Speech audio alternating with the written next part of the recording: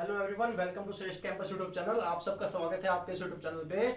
आज हम ज्योग्राफी पढ़ेंगे और ज्योग्राफी में हमारा जो चैप्टर होगा वो होगा विश्व भूगोल से लेके विश्व भूगोल की अगर बात करते हैं तो अक्षांश और देशांतर रेखाएं हमें पढ़ेंगे इस यहाँ पे।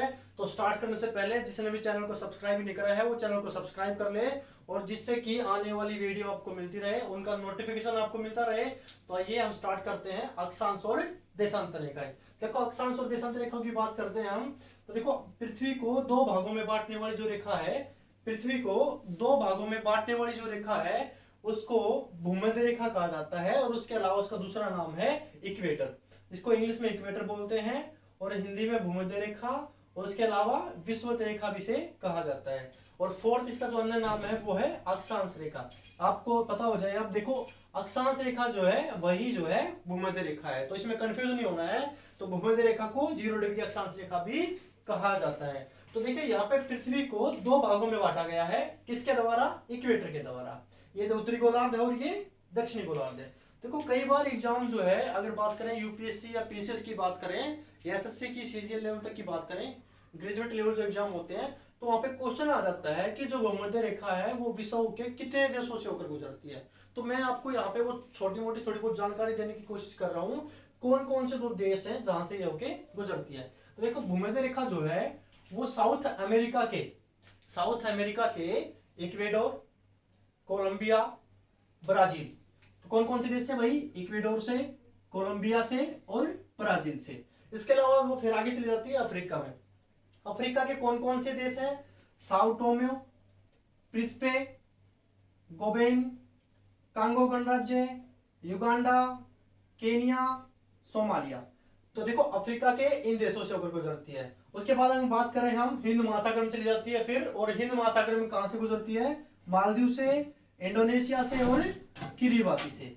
तो इन चीजों को आप यहाँ पे देख सकते हैं। तो देखो 3 और 3 6 और 3 9 और 3 12 और 13, टोटल 13 कंट्री होंगे हैं और यहां से होकर ये गुजरती है। अब 3 को तो आप ध्यान रख लोगे, इक्वेडोर, कोलंबिया, ब्राजील आपको याद हो जाएगा, मालदीव, इंडोनेशिया, किरिबाती भी आप याद करोगे। लेकिन इतने देशों को कैसे याद करोगे? तो उसके लिए मैंने एक छोटी सी ट्रिक बनाई है।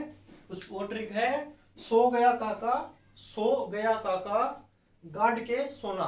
धरती में सोने को गाड़ के काका जो है वो सो गया। तो देखो सोमालिया, साओ टोमा, प्रिंसिपे, गोबेन गैसे, कांगो गणराज्य, युगांडा, ठीक है, के से केनिया और सोमालिया सोना। तो आप इससे भी इसको ध्यान में रख सकते हैं और आसानी से इसको याद रख सकते हैं। तो हमने इसके बारे में जाना। तो पृथ्वी को दो भागों में बांटने वाली रेखा कौन सी रेखा है भाई? भूमध्य रेखा। तो आइए स्टार्ट करते हैं हम इसके आगे क्या है, अक्षांश और देशांतर रेखाओं के बारे में। तो बड़ा इंपॉर्टेंट चैप्टर है, लगातार पूरा इस वीडियो को देखें, आपको अंत तक वीडियो को देखें, जिससे कि आपको क्या है, आपके सारे क्वेश्चन आपके क्लियर हो जाए, कोई भी क्वेश्चन आपका ना बचे। देखो यहाँ पे स्टार्ट करते हैं हम। देखो पृथ्वी जो है,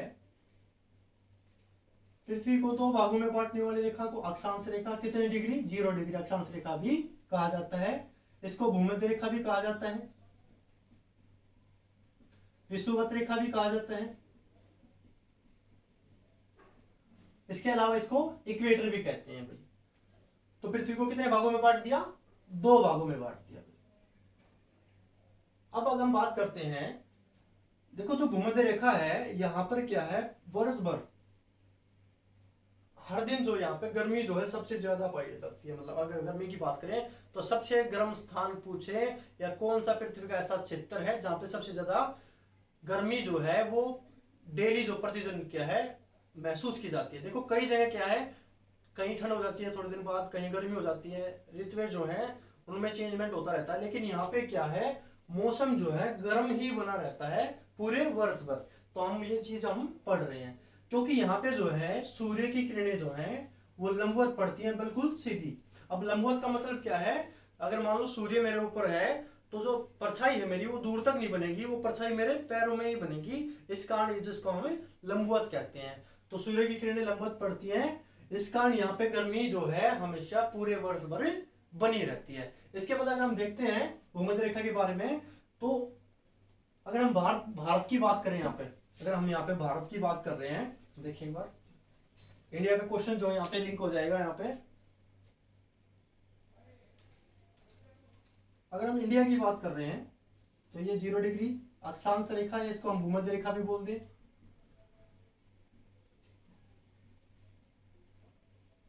तो इसको हम भूमध्य रेखा भी बोल सकते हैं। अगर बात करते हैं हम इंडिया की, देखो इंडिया जो है वो किस गोलार्ध में है, तो इंडिया जो है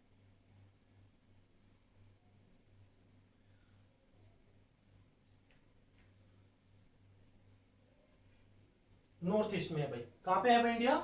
नॉर्थ ईस्ट में। अगर हम बात करते हैं भारत कौन से गोलार्ध में है, तो उत्तरी पूर्वी गोलार्ध में इंडिया है। अब अगर हम बात करते हैं, देखो ये भूमध्य रेखा है और ये मैंने जो बढ़ा दिया ये है अंडमान निकोबार। तो अंडमान निकोबार की हम बात कर रहे हैं, तो अंडमान निकोबार का जो लास्ट यहाँ पे पॉइंट है भारत का वो है इंदिरा पॉइंट। कौन सा पॉइंट भाई? इंदिरा पॉइंट। और इंदिरा पॉइंट जो है, और ये कौन सी रेखा है? भूमध्य रेखा। तो देखिए ध्यान रखें, यहाँ पे आपको क्वेश्चन यहाँ पे पूछा जा सकता है कि जो ये भूमध्य रेखा है और भारत का जो अंतिम पॉइंट है उसके बीच में कितनी दूरी है, तो वो आपको कितनी है भाई? 876 किलोमीटर। तो कितने किलोमीटर की दूरी है भाई? 876 किलोमीटर की दूरी है भारत के अंतिम पॉइंट इंदिरा पॉइंट के लास्ट बिंदु। अगर बात करें हम इंदिरा पॉइंट से और भूमध्य रेखा के बीच की दूरी हमने जान ली है, ये क्वेश्चन कई बार एग्जाम में पूछा गया है। उसके बाद अगर हम बात करते हैं इंदिरा पॉइंट की, इंदिरा पॉइंट जो है वो अंडमान निकोबार में है और इंदिरा पॉइंट आज नहीं है, ये डूब गया था 2004 में। डूब चुका है भाई, डूब गया था। कब डूब गया था? 2004 में। किस कारण से? सुनामी आने के कारण जो है 2004 में ये डूब गया था। और इंदिरा पॉइंट का जो दूसरा नाम है वो है पिगमिलियन पॉइंट। क्या भाई? पिगमिलियन पॉइंट। या इसका एक और नाम है परासन द्वीप। परासन द्वीप। तो देखो इसमें थोड़ा हमने इंडिया का जो कनेक्ट है क्वेश्चन वो कर दिया है। तो यहां से क्वेश्चन पूछा जाता है कि भूमध्य रेखा और भारत के अंतिम बिंदु के बीच कितने किलोमीटर की दूरी है, तो 876 किलोमीटर की दूरी इसके बीच में है और इंदिरा पॉइंट वो जगह है। तो ये हमने जान लिया है। अब हम स्टार्ट करते हैं अपना जो हमें अपनी हेडलाइन जो दिख रही है अक्षांश और देशांतर रेखा। तो सबसे पहले हम देखते हैं अक्षांश रेखाओं के बारे में पढ़ते हैं। वीडियो को लास्ट तक देखें, बिल्कुल आपको सारे क्वेश्चन कवर हो जाएंगे। तो देखिए अक्षांश रेखा,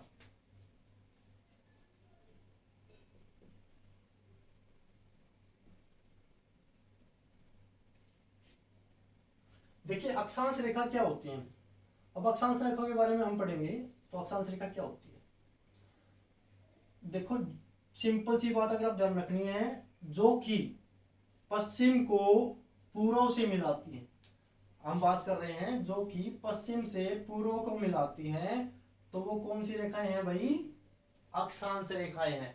तो जो पश्चिम से पूर्व को मिलाए वो कौन सी रेखाएं हैं भाई? अक्षांश रेखाएं हैं। अब अक्षांश रेखाएं जो हैं वो कितनी है, कैसे खींची जाती हैं, उनका क्या रोल है, उनको खींचने की आवश्यकता क्यों पड़ी, तो वो चीज भी हम इसमें डिस्कस करेंगे। पहले तो हम खींचने की बात करते हैं। देखो जो अक्षांश रेखा है, देखो भाई कौन सी डिग्री अक्षांश रेखा है? 0 डिग्री अक्षांश रेखा। और मैंने बताया था इसको क्या बोलते हैं? भूमध्य रेखा। तो आ गया क्वेश्चन यहाँ पे।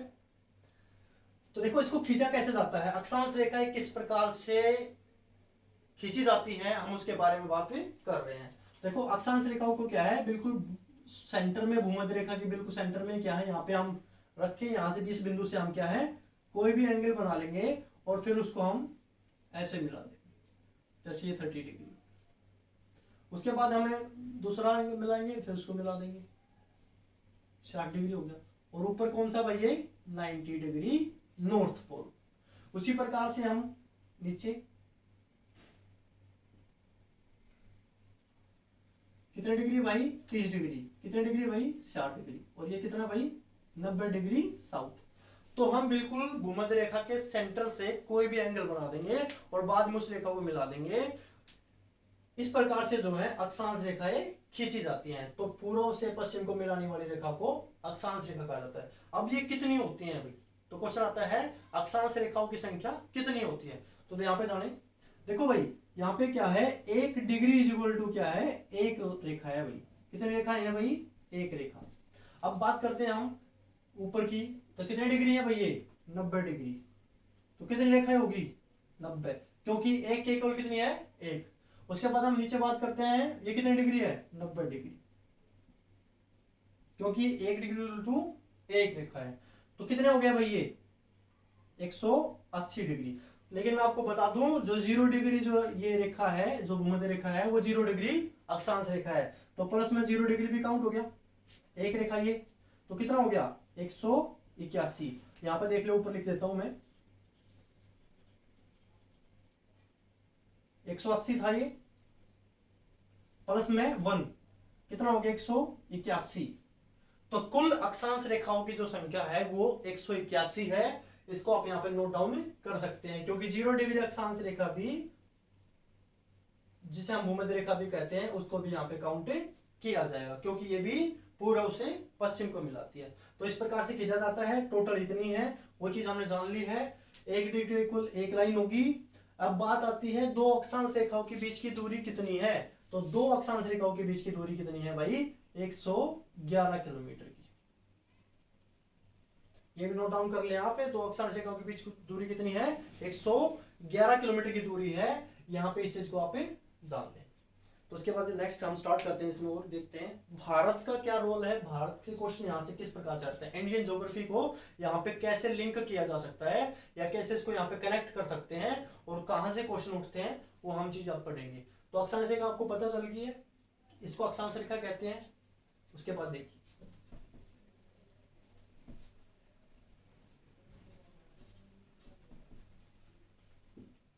देखिए, अक्षांश रेखा की बात कर रहे हैं हम।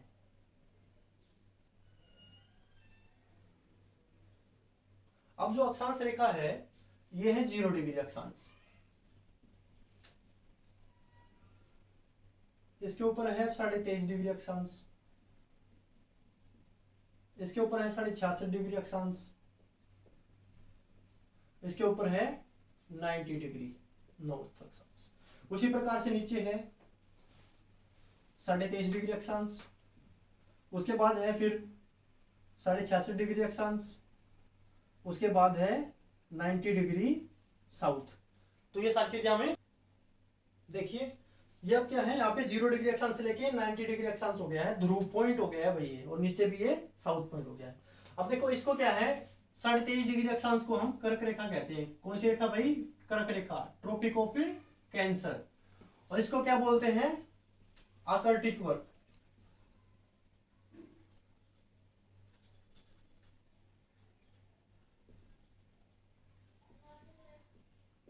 आर्कटिक वर्ग, इसको बोलते हैं मकर रेखा। ये मकर रेखा है भाई, मकर रेखा है। उसके बाद हम करते हैं अंटार्कटिक वर्ग।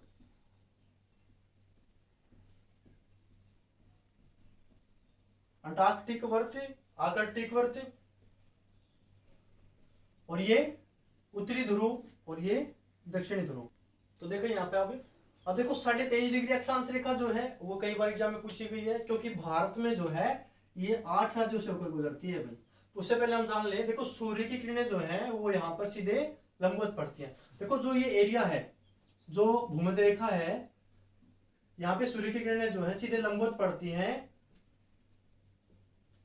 मैंने आपको पहले बताया था, लंबवत का मतलब क्या है, अगर सूर्य हमारे सिर के ऊपर है और जब उसकी किरणें हमारे ऊपर पड़ रही है, तो हमारी परछाई जो है वो दूर तक नहीं बनती, बिल्कुल हमारे पास, हमारे पैरों के पास बनती है। इसको हमें, इसलिए इसको लंबवत किरणें बोला जाता है, लंबवत पड़ती हैं भाई। ये इसलिए यहाँ पे अब क्या है, जब सूर्य किरणें लंबवत पड़ती है तो यहाँ गर्मी जो है वो बनती है। देखो उत्तर, यहाँ पे जो भूमध्य रेखा से ये जो है 23.5 डिग्री अक्षांश आती है, फिर वापस भूमध्य रेखा आती है, फिर भूमध्य रेखा से फिर वापस कर्क रेखा जाती है, फिर यहाँ पे ये इस प्रकार से जो ये सर्कल है इसका चलता रहता है। इसलिए यहाँ पे जो है पूरे वर्ष भर जो है गर्म दिन रहते हैं, गर्मी बनी रहती है। इसीलिए इसी प्रकार से अगर हम बात करें, अगर मानते हैं 23 डिग्री, हम बात करें 23 डिग्री अक्षांश रेखा की, तो 23 डिग्री अक्षांश रेखा पर 21 जून के दिन 23 डिग्री की अगर बात करें हम, तो कर्क रेखा पर 21 जून के दिन, मतलब उत्तरी गोलार्ध की बात करें हैं, तो यहाँ पर जो दिन है वो बड़ा हो जाता है भाई, और जो रात है वो छोटी हो जाती है भाई। उसी प्रकार से हम यहाँ पे अगर बात करें मकर रेखा की, अगर यहाँ पे सूर्य किरणें लंबवत पड़ रही है सीधा, तो यहाँ पे जो है 22 दिसंबर को दिन बड़ा हो जाता है और रात छोटी हो जाती है भाई। अगर हम बात करें, देखो इसका अब उल्टा हो जाएगा। अब यहाँ पे बात करें, यहाँ पे 22 दिसंबर को क्या होगा, तो यहाँ पे 22 दिसंबर की हम बात करें तो यहाँ पे जो ये है इसका सारा उल्टा हो जाएगा, क्योंकि यहाँ पे जो है सर्दियां हो जाती है उत्तरी गोलार्ध में 22 दिसंबर में। अपने यहाँ पे देखना जब 22 दिसंबर होगा तो यहाँ पे सर्दियां होती है, तो यहाँ पे जो है रात बड़ी हो जाती है और दिन जो है वो छोटी हो जाती है। तो ये क्वेश्चन भी आपसे पूछे जाते हैं तीनों, कि उत्तरी गोलार्ध में दिन कब बड़ा होता है, रात कब बड़ी होती है। तो दिन बड़ा होता है उत्तरी गोलार्ध में 21 जून को और रात बड़ी होती है 22 दिसंबर को। अगर बात करें दक्षिणी गोलार्ध में दिन कब बड़ा होता है, तो 22 दिसंबर को जो है दिन बड़ा होता है। तो ये हमारे क्वेश्चन यहाँ पे क्लियर है। अब बात करते हैं हम 23.5 डिग्री अक्षांश रेखा की। देखो 23.5 डिग्री अक्षांश रेखा जो है वो भारत के 8 राज्यों से होकर गुजरती है। कितने राज्यों से भाई, 8 राज्यों से होकर गुजरती है। तो ये चीज आप यहाँ पे ध्यान रखें। 8 राज्य कौन से हैं उसके बारे में हम पढ़ेंगे अभी। तो यहाँ पे इस चीज को आप जान लें पूरा। 22 दिसंबर का क्वेश्चन, 21 जून का क्वेश्चन, 22 दिसंबर का क्वेश्चन, और किसको कौन सा व्रत बोला जाता है और कितने डिग्री पे कौन सी रेखा है। उसके बाद हम देखते हैं, स्क्रीनशॉट ले लें इसका आप, ठीक है। देखिए भाई,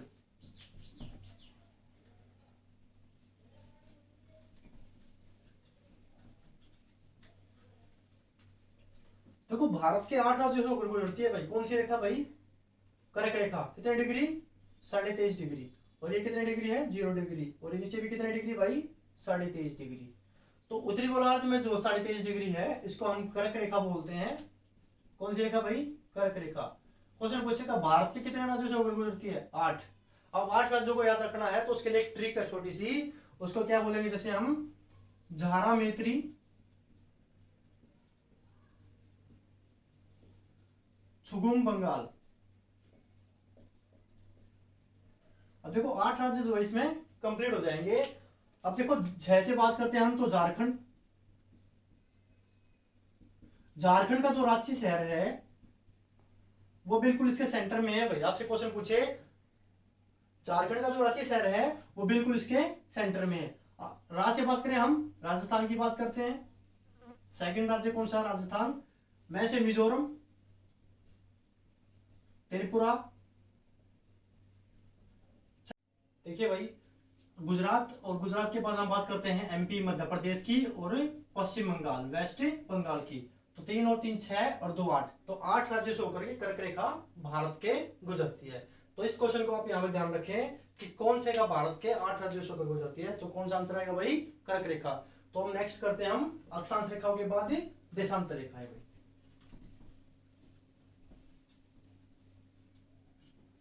देखिए भाई देशांतर रेखा,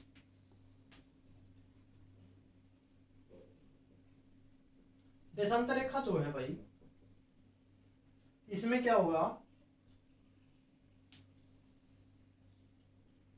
वो रेखाएं होंगी जो कि उत्तर को दक्षिण से मिलाएंगी भाई। तो साफ साफ आप बता सकते हैं कि देशांतर रेखाएं किसे कहते हैं, जो नॉर्थ पोल को साउथ पोल से मिला दें उसको कौन सी रेखा कहते हैं भाई, देशांतर रेखाएं। अब देखो देशांतर रेखाएं जो हैं उनकी बात करें हम तो इस प्रकार से जो ये खींची जाती है।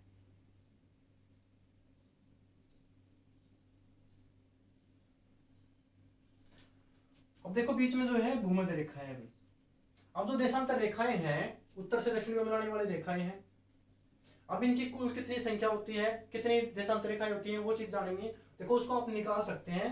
देखो 1 डिग्री के इक्वल जो है एक रेखा होती है भाई। कितनी रेखा भाई, एक रेखा। आपको पता होगा पूरे विश्व को 24 हावर जोन में, समय जोन में बांटा गया है भाई। कितने समय जोन में भाई, 24। तो कह सकते हैं पूरे विश्व कितने भाग में बांटा गया है भाई, 24 भाग में। अब एक भाग जो है उसमें कितनी रेखाएं आती हैं, 15। अब जब एक भाग में 15 रेखाएं आती हैं तो 15 रेखाएं हैं वो कितने डिग्री के इक्वल है भाई, 15 डिग्री के। कितने डिग्री के भाई, 15 डिग्री के। उससे पहले एक चीज जान लें कि हम एक रेखा से अगर दूसरी रेखा पर जाते हैं तो 4 मिनट का समय लगता है भाई। कितने मिनट का समय लगता है भाई, 4 मिनट का। तो हम जब 15 डिग्री जाएंगे तो 15 × 4 कितना हो जाएगा भाई, 60 मिनट। तो एक भाग जो है मतलब एक हावर जो है वो कितने मिनट के बराबर है भाई, 60 मिनट के। उसी प्रकार से अगर पूरे विश्व को 24 समय जोन में बांटा गया है और एक समय जोन में 15 रेखाएं हैं तो पूरे 24 जोन में कितनी रेखाएं होंगी, तो 24 × अगर 15 करोगे तो कितना आ जाएगा भाई, 360। और 360 इक्वल टू कितने डिग्री भाई, 360 डिग्री। तो आप बता सकते हैं देशांतर रेखाओं की संख्या कितनी है भाई, 360 है भाई। अब उसके बाद हम बात करते हैं देशांतर रेखाओं की दूरी कितनी है भाई, दो देशांतर रेखाओं के बीच की दूरी। तो देखो भाई, आप यहाँ पे देखोगे तो अगर भूमध्य रेखा पर देखते हैं तो चौड़ाई है, ऊपर जाते हैं तो थोड़ा कम हो जाता है, और ऊपर जाते हैं तो 0 हो जाता है भाई। तो भूमध्य रेखा के ऊपर अगर बात करें हम देशांतर रेखा के बीच की दूरी, दो देशांतर रेखाओं के बीच की दूरी, तो 111.32 किलोमीटर है भाई। उसके बाद हम 45 डिग्री पे देखते हैं, अगर 45 डिग्री पे देखें हम, ये 0 डिग्री पे देखा था भाई, तो ये है 79 किलोमीटर। उसके बाद अगर हम पोल पे देखते हैं, उत्तरी पोल बिल्कुल, तो वो 0 डिग्री है।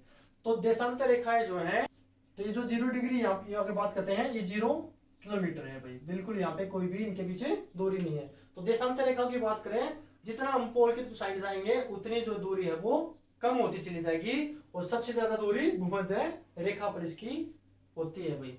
तो ये है देशांतर रेखाएं। तो देशांतर रेखाएं कितनी है, कैसे उनको निकालना है, 360 है। पूरे विश्व को कितने समय जोन में बांटा गया मैंने आपको बता दिया है, दूरी आपको बता दी है, भूमध्य रेखा पे अलग है, 45 डिग्री पे अलग है, और ऊपरी पोल पे, जो पोल की बात कर रहे हैं दो नोड, वहां पे जो है 0 किलोमीटर है। उसके बाद हम बात करते हैं समय रेखा की बात करेंगे, तिथि रेखा की बात करेंगे, फिर ये जो हमारा चैप्टर है इसमें हम कंप्लीट कर लेंगे, जिसमें हमने अक्षांश और देशांतर रेखाएं पूरा कवर कर लिया है। देखो अब देखते हैं समय कैसे निकालते हैं और समय रेखा कहां से गुजरती है वो चीज।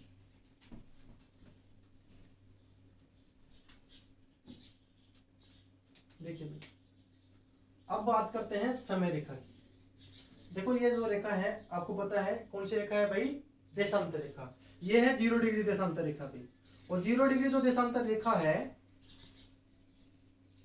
उसे समय रेखा कहा जाता है भाई, टाइमलाइन। किसकी भाई, विश्व की। दूसरा इसका नाम, इसको जीएमटी भी कहते हैं भाई, ग्रीनविच मिनट टाइम। इसको प्राइम मेरिडियन, प्रधान मध्याह्न रेखा भी कहते हैं भाई। तो 0 डिग्री अक्षांश रेखा की अगर बात करें, 0 डिग्री देशांतर रेखा की बात करते हैं, तो 0 डिग्री देशांतर रेखा के 3 नाम है भाई, समय रेखा, जीएमटी और प्राइम मेरिडियन।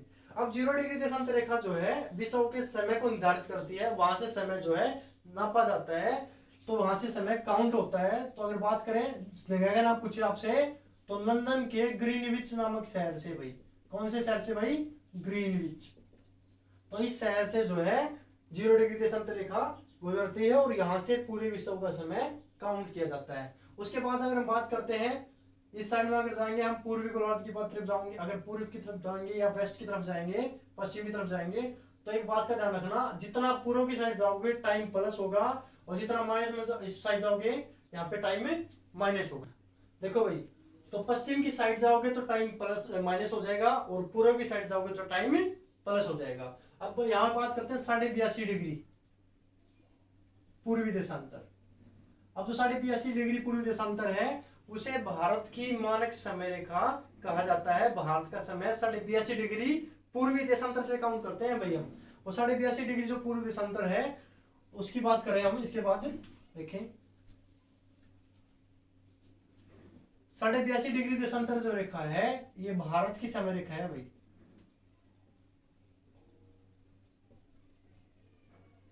और ये कहां से गुजरती है और कहां से ये काउंट किया जाता है, तो देखा भाई, यूपी के इलाहाबाद में मिर्जापुर गांव के नैनी नामक स्थान से भाई। कौन से स्थान से भाई, नैनी। तो पॉइंट पूछे तो नैनी, गांव पूछे तो मिर्जापुर, और जिला पूछे तो इलाहाबाद, और राज्य पूछे तो यूपी, उत्तर प्रदेश। तो यहां से जो है 82.5 डिग्री भारत की जो समय रेखा है यहां से इसको काउंट किया जाता है, और भारत के 5 राज्यों से होकर ये गुजरती है। उसके बाद अगर हम बात करें 180 डिग्री पूर्वी देशांतर की बात करते हैं हम, 180 डिग्री पूर्वी देशांतर की बात करेंगे, तो 180 डिग्री पूर्वी देशांतर रेखा को अंतरराष्ट्रीय तिथि रेखा कहा जाता है भाई, इंटरनेशनल डेट लाइन। तो आपसे ये क्वेश्चन पूछा जा सकता है, 180 डिग्री पूर्वी देशांतर रेखा को अंतरराष्ट्रीय तिथि रेखा, इंटरनेशनल डेट लाइन कहा जाता है, और अंतरराष्ट्रीय तिथि रेखा न्यूजीलैंड से खींची गई है, न्यूजीलैंड से इसको काउंट किया जाता है। और प्रशांत महासागर में ये 4 बार विचलित हो जाती है, टेढ़ी मेढ़ी हो जाती है भाई। ठीक है, इस बात को आप यहाँ पे ध्यान रखें। तो आज हमने जो है पूरा देशांतर और अक्षांश रेखाओं के बारे में पढ़ा है। जिसको भी अगर कोई भी डाउट है तो आप कमेंट कर सकते हैं।